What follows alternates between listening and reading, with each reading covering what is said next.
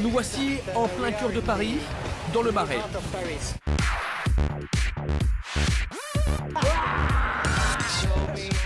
Celle-là me tente. On va prendre une brioche.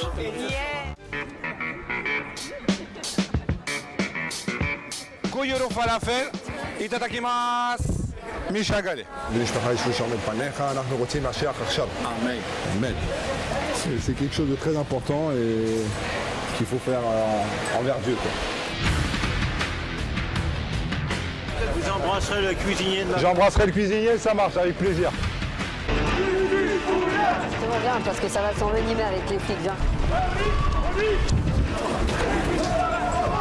Hé, calmez-vous! C'est vous qui menez le groupe, monsieur. J'ai le droit de ne pas vous répondre, monsieur. Celui d'une lutte souterraine, menée par les activistes de la Ligue de défense juive. Israël! Viva! Israël! Jour et nuit, cette milice aux méthodes musclées arpente les rues et multiplie les provocations. Nous ici on corrigera les antisémites de n'importe quelle façon.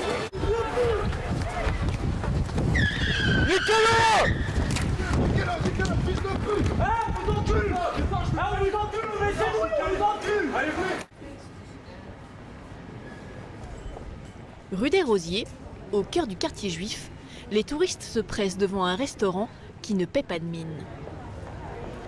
À l'accueil, un patron polyglotte, Yomi. Ok, oshi falafel, kuyuru falafel, itadakimasu. משגלה. What do you want? Falafel? Yeah. How many? 5? Bonjour. זה בדרך כלל צריכים להתחיל משם ולהעביר לפה. It's perfect, yeah, it's fine. Yomi parle aussi langue. Son établissement est une success story légendaire du quartier. Mais les clients vont devoir attendre, car avant le business, ici, il faut passer par la case prière.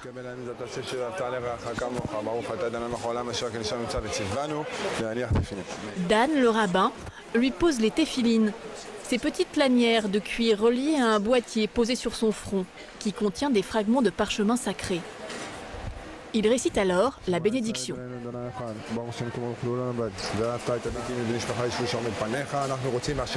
Amen. Amen. Voilà, ça prend 15-20 secondes. Voilà. 15-20 secondes. Et c'est quelque chose de très important et qu'il faut faire envers Dieu, quoi. Voici ce qui a fait la fortune de Yomi, le falafel. Un pain pita, des boulettes de pois chiches, une montagne de légumes et de la sauce blanche. Les clients en raffolent. Alors les amis, deux. Vous embrasserez le cuisinier de la... J'embrasserai le cuisinier, ça marche, avec plaisir. Au départ, une petite affaire familiale à qui la chance a souri, grâce à un habitué du quartier, une star internationale, le chanteur américain Lenny Kravitz, un fidèle client qui pose ici avec le père de Yomi. Mais le secret du succès du restaurant, ce sont les méthodes radicales de Yomi pour rentabiliser sa petite affaire. Servir un maximum de clients en un minimum de temps. Ici, pas de café ni de dessert et pas plus de 15 minutes à table. Même les serveurs sont en mode accéléré. Ok, mais par contre, il n'y a qu'une assiette falafel avec, c'est tout? Une assiette par guide. Où? Un shawarma, une assiette par guide. Oh putain, merde. Et tu vois? Prends une spéciale. Donne-moi une frite, Nia, donne-moi une frite. Folco vient d'arriver dans l'équipe et il a eu du mal à prendre le rythme. Ouais, Ouais, de la 110. Quand tu travailles ici, au début, tu fais que les allers-retours, tu travailles qui ici. Et donc du coup, tu dois apprendre à regarder à gauche, à droite, à gauche, à droite, à gauche, à droite. Mais tout le temps, c'est bien parce que et le plus dur, c'est de poser les additions. Ça, c'est vraiment un truc à apprendre. Poser les additions quand c'est pas demandé. C'est un peu particulier, mais on est obligé parce qu'il y a tellement de demandes que si on fait pas ça, après les clients, on peut pas les servir. Franchement, oui, quand même. Travailler vite, mais Folco a dû aussi apprendre les codes de la communauté. Là, j'ai un jus de carotte, s'il vous plaît, un jus de carotte. Je savais même pas ce que c'était Shabbat, je savais pas qu'est-ce que ça voulait dire kasher par exemple. Ne serait-ce que ça, apprendre ce mot-là quoi. Après à force ça a été quoi, mais ça a mis du temps. Hein. Cette mécanique bien huilée a fait la fortune de Yomi. Mais il doit aujourd'hui faire face à plusieurs nouveaux concurrents dans la rue des Rosiers. 3 vendeurs de falafel se sont installés. L'un est juste en face de chez lui. Et il fait tout pour attirer les clients à sa manière. Vous avez le meilleur falafel du monde, à 5 €. Vous avez pour même pas 10 minutes. Hein. Pour manger les meilleurs falafels du monde. Derrière cette devanture verte et blanche, les mêmes ingrédients que chez Yomi. Et au même tarif. Entre les deux enseignes, c'est la guerre froide. Les deux restaurants se font face. Personne ne s'adresse la parole. Mais Yomi tient son concurrent à l'œil et il ne laisse rien passer. Voilà, ils font une distribution de boulettes. Ça, c'est interdit. Ça s'appelle du racolage. Il y a eu déjà des avertissements pour ça. Et ça, c'est carrément, on peut dire, de la concurrence déloyale. Parce que vous êtes là, vous donnez des boulettes aux gens, vous sortez des produits dans la rue. Et c'est pour ça qu'on est obligé d'être dehors justement à se battre. Mais c'est comme ça. Toute l'année, le quartier grouille de vie. Mais tous gardent en mémoire un événement tragique qui a endeuillé la rue des Rosiers. Ce jour-là, Dan Touitou, le rabbin, se trouvait juste ici. Ça, c'est l'ancien restaurant de M. Joe Goldenberg. De tout Paris venait ici. Malheureusement, il y a eu l'horreur en 1982, en août 82. Le 9 août 1982, des terroristes palestiniens jettent une grenade et ouvrent le feu sur les clients du restaurant. L'attentat antisémite fait 6 morts et 22 blessés.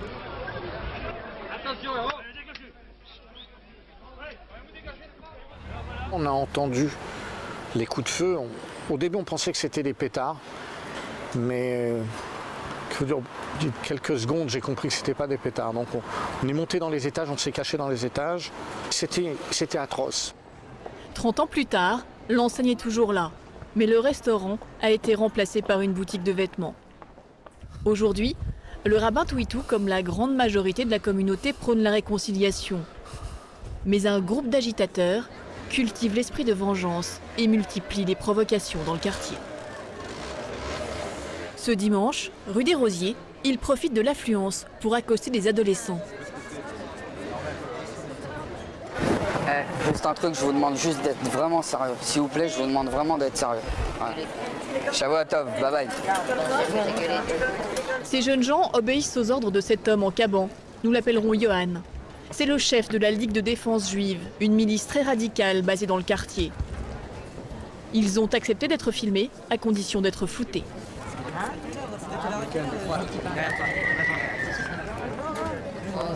Tant qu'il cherche pas la merde, laisse-le regarder. Laisse-le regarder, tant qu'il cherche pas la merde. Le groupe est surveillé discrètement par ces 2 policiers en civil, car avec eux, la situation peut dégénérer à tout moment. Mon instructeur, c'est un juif. Ce promeneur, portant un kéfier, un foulard, symbole de la cause palestinienne, va la prendre à ses dépens. Je te donne le premier avertissement, je te dis, joue pas le malin. Tu me donnes des avertissements. Je te dis, joue pas le malin. Je te dis, joue pas le malin. Je te demande maintenant, si tu respectes maintenant, et si tu respectes la communauté juive, ok, je te demande. Tu me demandes de ne plus passer avec un kéfier dans la rue des Rosiers, c'est ça? Ne me fais pas dire ce que je dis. D'accord, dis-moi que je comprends. Parce que tu es en démocratie, tu peux passer là où tu veux. Je te demande juste gentiment, s'il te plaît, d'enlever ce genre de... Jamais. Ça, je peux pas l'enlever. Je repasserai plus ici avec ça si tu veux. Mais tu me dis pas de l'enlever comme ça, c'est comme si tu me disais de baisser mon pantalon. Non, je t'ai pas dit ça, de c'est baisser pas ton possible. pantalon. Là, vous pouvez tous me sauter dessus, les gars, il n'y a pas de problème. Non, mais on n'est pas des salopes, on va pas tout sauter. On est des bonhommes. On est des bonhommes. On est des bonhommes. Je suis pas énervé, on est des bonhommes. Il s'en est fallu de peu pour qu'une rixe éclate. La Ligue de défense juive, une milice très critiquée qui tente de faire régner sa loi sur le Marais.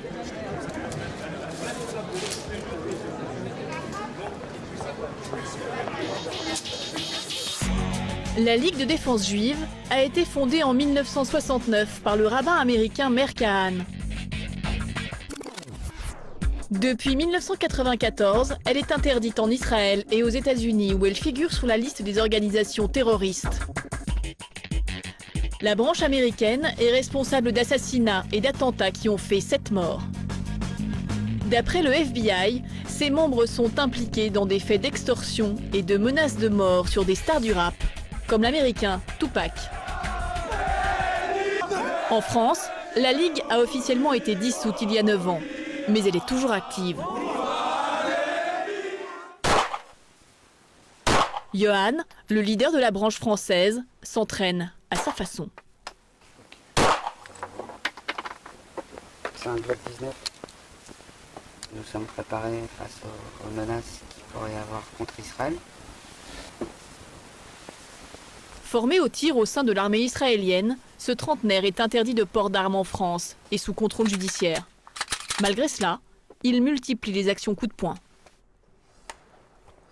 À la nuit tombée, la rue des Rosiers devient le théâtre d'un rassemblement étrange. Johan et sa milice se sont donné rendez-vous. Tiens, vérifie là si on est dans la même fréquence. 2 secondes. 2 secondes. Tiens, celui-là. Ici.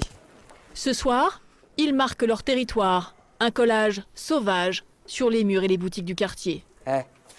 Maintenant, à partir de maintenant, chéquette, totale. Le groupe joue au chat et à la souris avec les forces de l'ordre. Parce que si là on tombe sur la Mistara, là, on n'est pas terminé, je vous le dis. Ah bah là, voilà, ils sont là. Ils sont là, arrêtez, stop.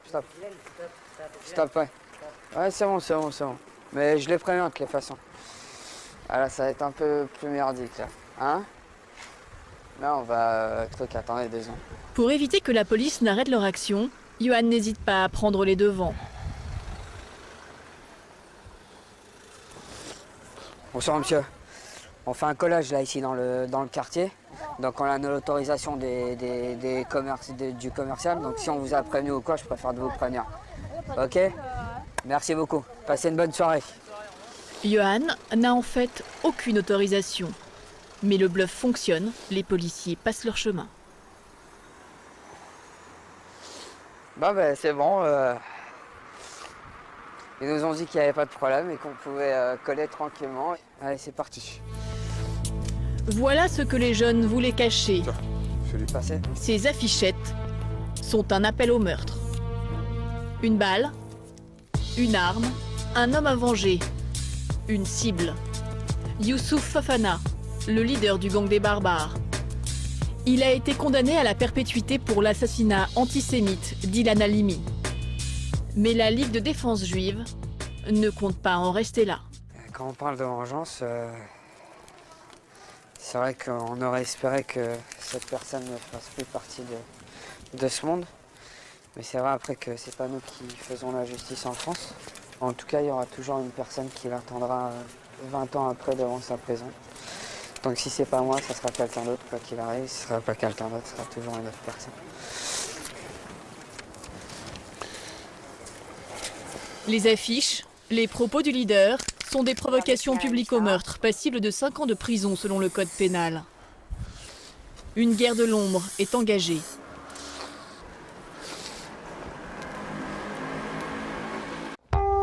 Retour rue des Rosiers. La ruelle du quartier juif, taguée et recouverte de tracts appelant au meurtre par la Ligue de défense juive. Ce matin, c'est la stupeur. Les habitants sont atterrés par le spectacle qu'ils découvrent. Ah ben ne comptez pas sur moi, la Ligue de défense juive, je peux pas les voir. Alors donc, bon, hein? Pourquoi? Non, je sais pas, je trouve que c'est terriblement excessif. En plus, ça va dans tous les sens, voilà. Puis tout ce qui est extrême chez moi, ça me fait toujours un peu peur, donc voilà. 2 minutes, vraiment. Ce matin.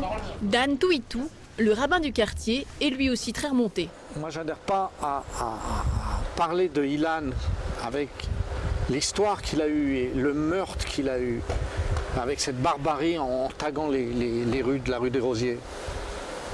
Non. Par l'information, par les journaux. Oui, là, oui, on dit on lutte contre l'antisémitisme. Ça doit s'arrêter. Le racisme doit s'arrêter dans le monde. Quel que soit juif ou non juif. On n'a pas à tuer des gens pour leur race, pour leur couleur ou pour leurs opinions. Mais pas comme ça. Non. Malgré ces critiques, la Ligue va muscler son action. Elle va même défier la police quelques jours plus tard. Israël! Israël! Justice pour Ilan! Ce qui au départ était un rassemblement en hommage à Ilan Halimi, victime d'un atroce assassinat, va tourner à la démonstration de force. C'est bon, viens, parce que ça va s'envenimer avec les flics, viens. Au théâtre de Dieudonné. Johan veut aller manifester devant le théâtre de Dieudonné, que la Ligue considère comme un ennemi. C'est parti. Ne cours pas, cours pas ou je te casse tes jambes. Cours pas, je te casse tes jambes. Vas-y, dépêche-toi, allez, vas-y.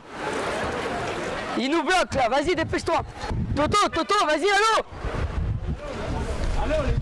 On y va, on passe. Soudain, les jeunes se mettent à courir et tentent de semer les policiers.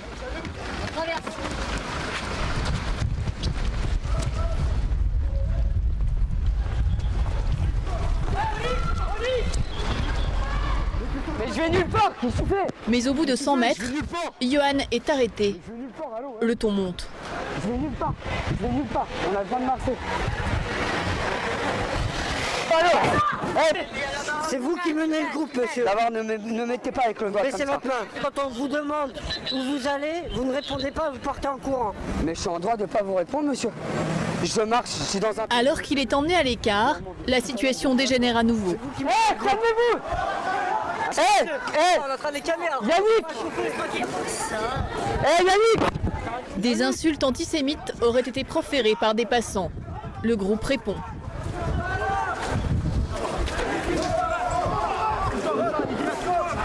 Des policiers en civil tentent de ramener le calme. C'est un rassemblement pacifique. Eh ben on était là pour ça. Mais quand vous avez des enculés là comme ça, qui foutent la merde, nous on les ouvre ces mecs-là. Là. Nous on les ouvre.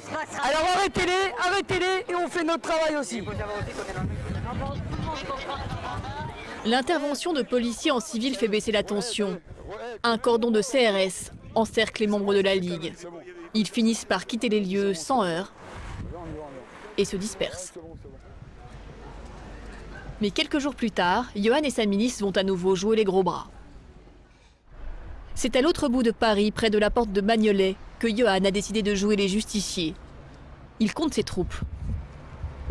Ouais, on est au complet là. Ils sont venus pour venger cet adolescent en sweat blanc qui aurait été victime d'injures antisémites.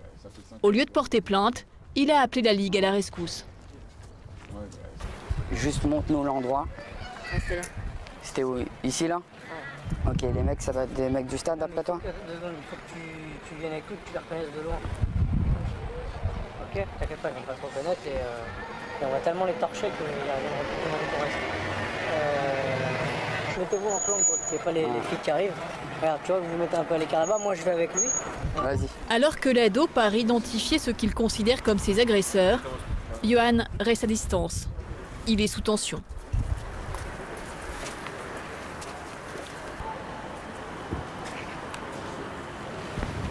Je suis en stress là, total. Il y a 4 mecs qui sont fixés là-bas là, pour l'instant là, sur l'avenue là. Ils sont en train de fixer notre équipe à nous là.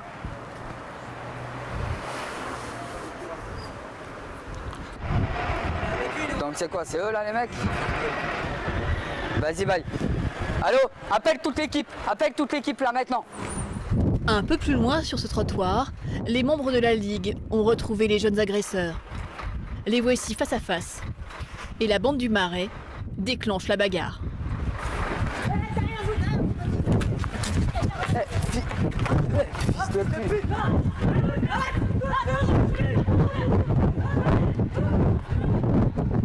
Attrapez-les! Kadima! Hey, dai! Tony! Leurs adversaires parviennent à s'enfuir, mais Johan estime que la leçon a été donnée. Vas-y, stop! Messieurs, rendez-vous à Saint-Paul! Allô, ça arrive derrière! Ça arrive! Pourtant, la riposte se prépare. Venez tous par ici, vous divisez pas! Par ici! Alors, on passe en attente. travail. Il y a quelqu'un qui me compte, c'est moi, je veux que ça soit moi. Les jeunes du quartier leur foncent dessus en voiture.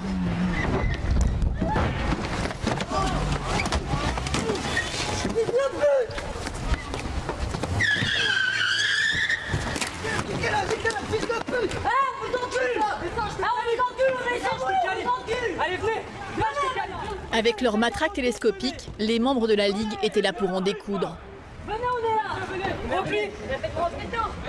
Leur expédition punitive aurait pu tourner au drame. En panique, ils se replient vers le métro. Direction le Marais. Ils ont peur d'être poursuivis. On est encerclés de partout là. Métro tout de suite, viens. Je vous le dis, viens. Dépêchez-vous. Vas-y, vite, vite, vite, vite, bloque-le. La rame de métro vient de partir. Sur le quai, la bande se retrouve à découvert. Allô, ouvrez les yeux maintenant. Ouvrez les yeux. T'es responsable de lui jusqu'à la fin. T'es responsable du petit là, de ce petit là. L'adolescent qu'ils ont voulu venger est encore sous le choc. 2 secondes, on va à Saint-Paul. Rentrez, dépêchez-vous. Rentrez. Jazz, rentre. Johan, le leader, est aujourd'hui sous le coup de 3 plaintes pour agression. Mais il continue à entraîner certains jeunes du Marais sur la pente de la violence. Heureusement, la vie quotidienne dans le quartier est plus paisible. Salut, ça va? Yomi, comment va? En forme? Tu vas bien? Le principal sujet de rivalité dans le quartier, c'est le business. Yomi, le vendeur de falafel, se prépare au grand rush. En cuisine, un étrange rituel.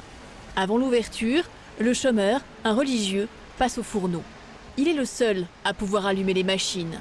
Une condition pour que la nourriture soit considérée comme cachère, conforme à la règle religieuse.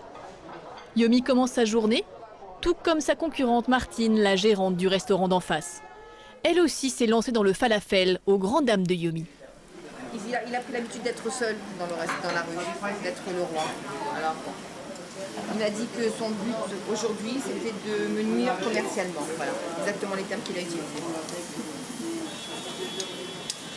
Alors, je vous laisse faire. Martine s'accroche. La 9. Mais Yomi a une botte secrète. Il a mis en place un système de tickets qu'il distribue dans la rue. Faut prendre un petit numéro avec Juju. Voilà. Ferré, le client pense qu'il va entrer dans le restaurant. En fait, il va faire la queue. Dehors. Ne pensez plus à rien, on s'occupe de tout. Parfait. Voilà, c'est les vacances. La file d'attente s'étire déjà sur plus de 30 mètres. Vous êtes 2? Non, 4. 4, il faut compter 40 minutes. 40 minutes. Mais vous pourrez prendre le ticket, faire un tour et revenir. Ok. 40 minutes d'attente pour un sandwich. Du jamais vu. Voilà, allez-y. En plein coup de feu, le patron quitte soudain son poste car il a un rendez-vous qu'il ne peut pas manquer. Vite fait, dans 3 minutes on organise ça. Ok? Donc je compte sur toi. Il manque encore 2 personnes et on va être 10. Une mira, c'est une prière pour les morts. Sa mère est décédée il y a quelques mois et Yomi se recueille 2 fois par jour. Mais il lui faut absolument réunir 10 personnes, 10 hommes. Allez, on va faire micro, allez. Je vais prévenir au resto. C'est bon. Ta mère, il fait Dan, je prends Dan aussi, allez. Okay. Yomi se rend à 2 pas du restaurant, dans cette petite synagogue.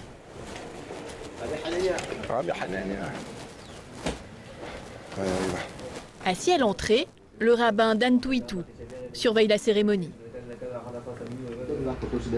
Enlève le pantalon.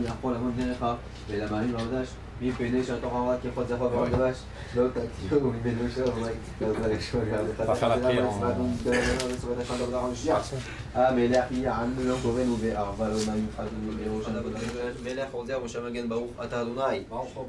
Pour Yomi, la religion passe avant tout, même si le business n'est jamais très loin. Zach ou Barreau. Merci messieurs. À demain si Dieu veut. La prière express aura duré 10 minutes à peine. Pardon. Au revoir, merci. Yomi retrouve son poste. Aujourd'hui jusqu'à minuit, il ne quittera pas le pas de sa porte. Faire un petit tour et revenir, les tickets sont numérotés. Ça vous va comme ça? Le Marais est un aimant à touristes, mais Yomi essaye de garder un équilibre avec la tradition pour que le quartier juif garde son âme. Voilà, c'est la fin de cette émission. Rendez-vous la semaine prochaine pour un nouveau document d'enquête exclusive.